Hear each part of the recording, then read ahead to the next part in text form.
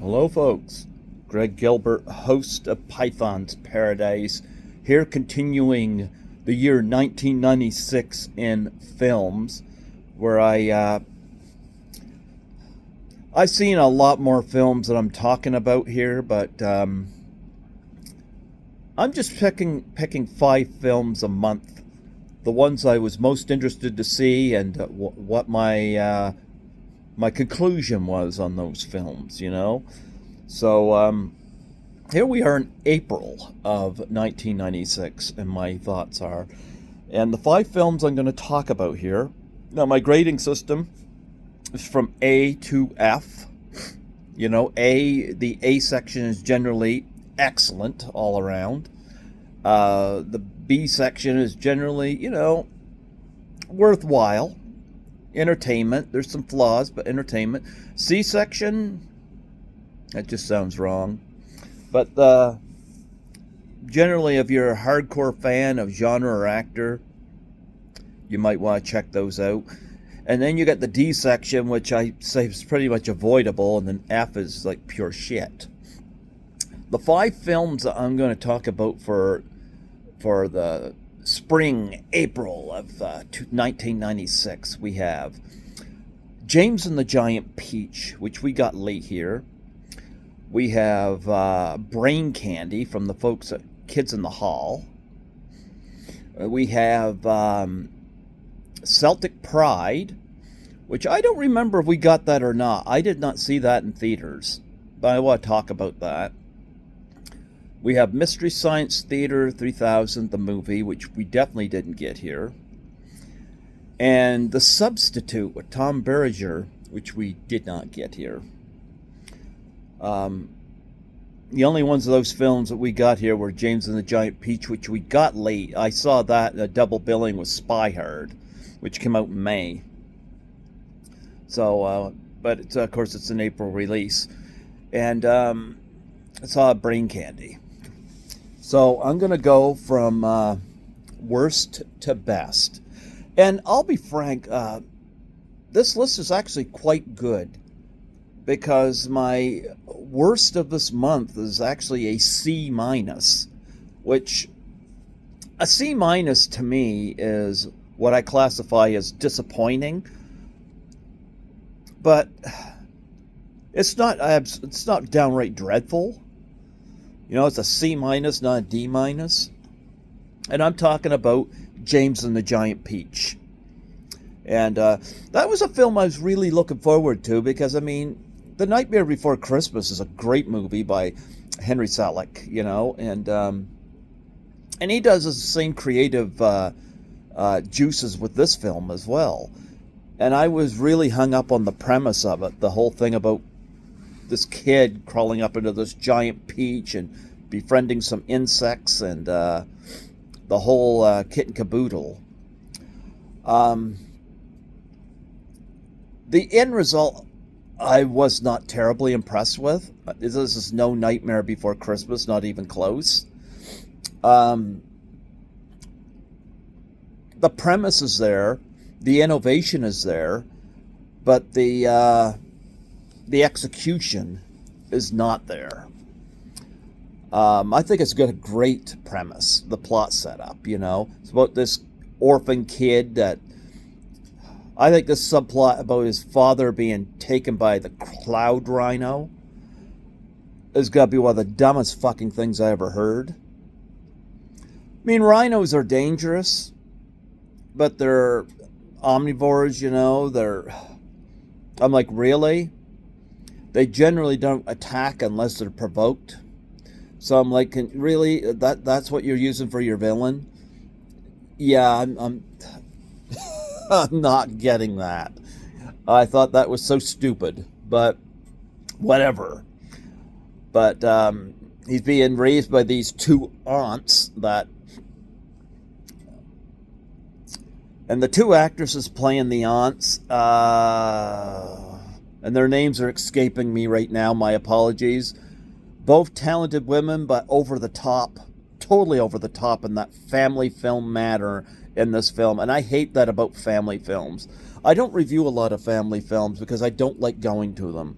with the exception of your odd Pixar movie or your your Muppets or something like that. I'm not a big fan of family films. I just I don't have kids for that reason. I got a cat. That's all the responsibility in that matter I need. But James and the Giant Peach talks down, whereas Nightmare Before Christmas does not talk down. There's a reason I think Nightmare Before Christmas is a go-to film, whether it be Halloween or Christmas, and why James and the Giant Peach is not there. But with that said, James and the Giant Peach is a great-looking film with its stop-motion, claymation-looking animation. I love the look of that giant peach, which is taking flight with the seagulls and spider webs and this and that. And James makes all these friends with the insects within the peach, being voiced by various actors. Pete Postlethwaite, I may have screwed his last name up, is the one that gives him the jelly or the beans or whatever that grow this thing. And the aunts want to use it for publicity. And of course, there's that stupid climax with the cloud rhino. Again, rhinos are dangerous, but you know what? I laugh at a rhino as a villain here. I'm sorry. I mean, Rocksteady and Ninja Turtles is one thing. Yes, I get it, but I don't know. I don't look at rhinos as being like if I was in Africa, I would not. Rhinos would not be one of the big things I'd be afraid of, because I know as long as I stayed out of their way, they'd probably leave me alone, you know. But nonetheless, because they don't hunt people. But James and the Giant Peach, it's all in execution. So it gets a C-. I say watch Nightmare Before Christmas over this, but it's not a terrible film. Like James and the Giant Peach, here's the thing.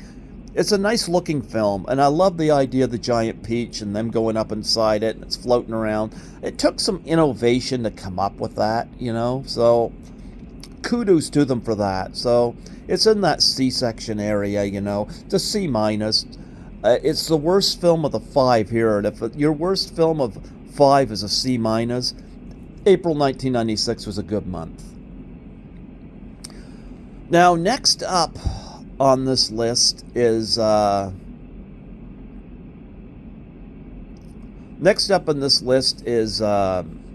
Mystery Science Theater 3000, the movie. I've got Kevin Murphy's book, where he spends a year going to the theaters in 2001 and watching all these movies at different theaters. Enjoyable book. And is that Mike Nielsen? Very funny guy, but I got his book as well. These guys are very creative writers. And Mystery Science Theater 3000, it's great stuff. I'm trying to think of the movie. Like I don't have stuff in front of me to make reference to. But the whole plot of this movie, is they're being forced to watch this old movie, black and white movie, and right now the name of the movie is escaping me. But I'd never seen the full feature of that film, but if it's anything what they're watching, that's probably shitty. They're being forced to watch this movie and sit through it, or there's an alien takeover or some shit like that. It is what it is. It's just basically a vehicle for Mystery Science Theater. And quite frankly, I'd probably prefer to watch their show as opposed to this movie. But with that said, if you're a big fan of the show and you want to watch them riff on this particular film, this low-budget sci-fi film, then it's harmless entertainment. I give it a B-. I've seen worse. They're having fun with it. Why not make a feature film regarding these guys? Why not? So, moving up next is Celtic Pride. Now, Celtic Pride. I don't remember us getting Celtic Pride at our theaters. If we did, then for whatever reason I didn't see it, which is strange because I love those early Saturday Night Live folks, because you got Dan Aykroyd and Daniel Stern, and the whole idea is that they're big sports fans, basketball fans, and they kidnap one of the Wayans brothers, who's a star player.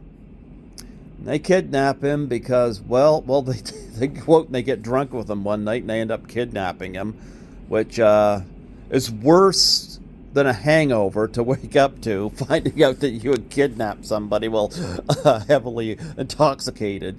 Yeah, there's reason I don't drink. But nonetheless, Dan Aykroyd plays a plumber who goes into somebody's places watching the sports game. Well, he's supposed to be working on guy's toilet, And Daniel Stern, of course, works at, I believe he's a physical education teacher. And he's having problems with his marriage because he's spending too much time obsessing over the Celtics, And this is a very formulaic comedy, although I got to admit, I like how, I won't give away the ending, but I like how the ending plays out. There's stuff that happens, they kidnap him, and there's so many Wayans, and right now, I don't have the info in front of me, and it's been so long since I've seen this, but I think it was Keenan Ivory Wayans, I believe, if that's correct. Correct me if I'm wrong. But nonetheless, he, excuse me, that they're going to have him tied up at their place, and there's going to be a game of psychological warfare where he tries to turn Aykroyd and Stern against each other, or they eventually come to a compromise or whatever. That stuff is predictable, but I got to admit, I like how this thing played out, where, should I say, everybody wins in the end? It depends on how you define winning, There's definitely some life lessons. You get the feeling that Stern and Aykroyd, they learned their lesson. Wayans turned out to be a better person as a result. I like Christopher McDonald, but in this movie here, you look at him as Shooter McGavin in Happy Gilmore, or Tabby Tibbins in Requiem for a Dream, and you see the guy shine. Here he's playing this coach that yells at people, and I'm like, I wish there was a little more meat on the bone for him, because seeing him play off of Stern and Aykroyd, I would have liked to see more of that. The guy's got talent, very underrated. And I forget the woman that plays Stern's wife in the film. I just think it's funny, that her reaction whenever she learns that they got this kidnapped Celtics player in their home. It's not a great movie, but it's entertaining. And if you're a fan of old Saturday Night Live, you like Dan Aykroyd. Dan Aykroyd is good at playing off of other people, and you get him, and you get Daniel Stern, and I give this film a B. I've seen better, but it's entertaining. It's entertaining. Okay, we're down to 2 films. Next up is The Substitute with Tom Berenger. We didn't get this in our theater, and I understand there's 3 or 4 of these movies. I'm only going to touch on the first one. Tom Berenger, of course, just got back from serving in the war, and And he comes back and finds out that his wife, who taught at an inner city school, is out with a massive injury due to gangs at the school. This is one of these schools where the principal is helping with selling drugs and got these gangs in his pocket, and there's a lot of corruption. I think Class of 1984 and Blackboard Jungle and movies like that dealt with this theme so much better than this. But this film elevates highly due to Tom Berenger being a no-nonsense, take-no-shit soldier turned substitute teacher, because he shows up basically disguising himself as a teacher that's filling in for his injured wife. They don't know that this woman's his wife. And he's going to crack down, and he's going to deal with the violence in the school problem. And does he ever? A lot of this is as expected. Violence is kind of dealt with as a plaything in this, and that's not to say that there isn't a theme behind it. Yes, it addresses school violence and authorities needing to grow a pair and crack down on it and stand up to it. Berenger is really good in this film. You know, he's no nonsense, and I love how he stands up to this gang. You know, you get the feeling it doesn't matter whether he's outnumbered. And this is not playing like a Seagal or Van Damme movie where he's got to beat up a number of people at once.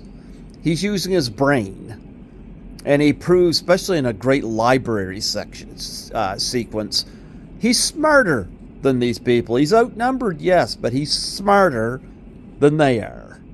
And that is why he wins, because he's smarter than they are. He also realized he has to deal with some of the corruption from the adults in the school as well. So, I give The Substitute a B+. It's not great. I don't put it up above Blackboard Jungle or Class of 1984, although it's certainly way better than Class of 1999. I'll say that, you know. So, but I say see it for Berenger.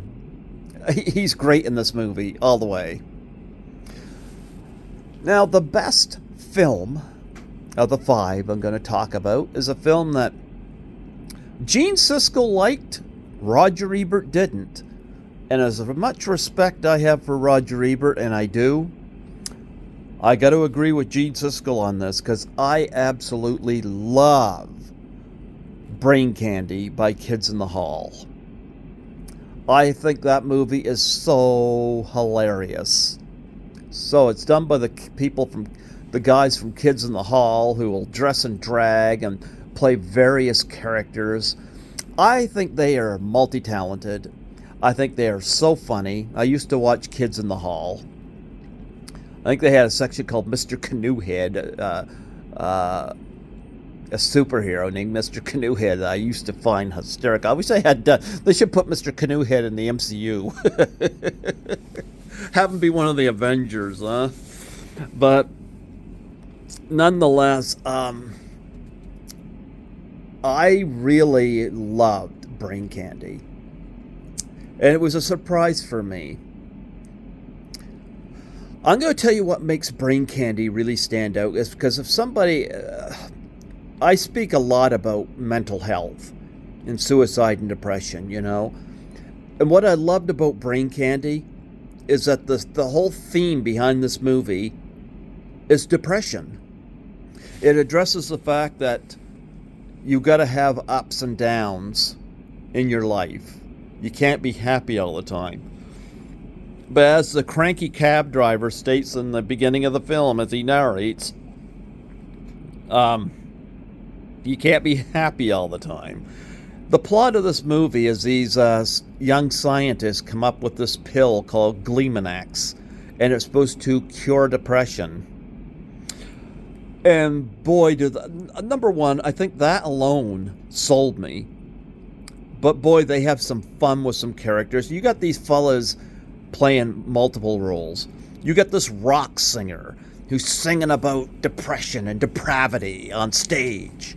He takes the Gleemonax, And now he's shooting a music video called, was it Happy as Pie or something like that, where he and his bandmates and some female groupies are swimming around in a gigantic pie, much to the disgust of our audience. And he's got his hair all combed up and whatnot, and it's just not happening.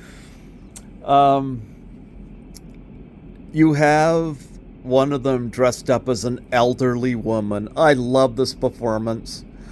And her, when she takes the Gleeman axe, her big thing is, her big happy memory is her son and family coming over for Thanksgiving or Christmas there. They show up just for a brief moment, and then they grab everything, and then they walk out. That's her happy moment.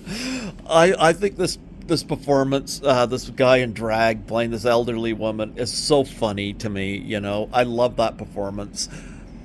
But I think my favorite subplot is the guy, the husband, who's up in his room watching gay porn and masturbating. His wife, of course, is a guy in drag, comes in, goes, "Where's your father?" Of course, the kids are watching TV, and the kids are like, upstairs masturbating to gay porn. Like they know what he's doing. So, she calls for him, and what's he do? Turns the television off or videotape or whatever, sprinkles a little bit of water on himself. He goes downstairs and goes, "Oh, honey, I missed you so much." Because she knows what's going on. He goes to a therapist, and he takes the Gleeman pill, and this leads to a fantastic, hysterical musical number where he's out in the street singing a song called "I'm Gay." And you got these cartoon birds floating around them, and there's people doing acrobats, and it's like a band playing behind them. That's like Zippity Doodah. I love that, you know. I got just the biggest kick out of that. And I got the biggest laugh out of this movie.